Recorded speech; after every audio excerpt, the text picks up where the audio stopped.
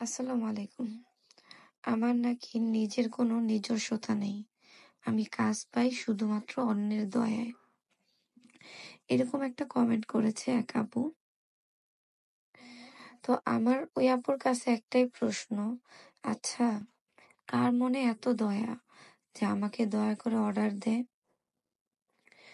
আর আমাকে অর্ডার দেওয়ার কি দরকার? যদি এত দয়া আপনাদের মনে থাকে, তো এমন অনেক মানুষ আছে যারা একটু কাজ ১টা ২টা অর্ডার খুঁজে, তাদেরকে কেন দিচ্ছেন না?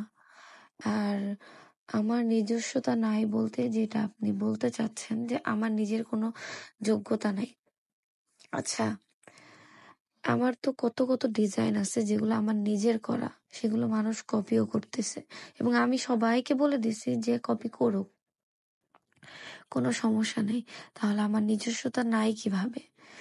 আর বারবার একটা কথাই বলে যাচ্ছি যে যারা বিজনেস করে কাস্টমাইজ ড্রেস বানায় তাদেরকে বিভিন্ন পেজ থেকে ড্রেসের ছবি দিয়ে বলা হয় যে ড্রেসগুলোকে কপি করে দেওয়ার জন্য।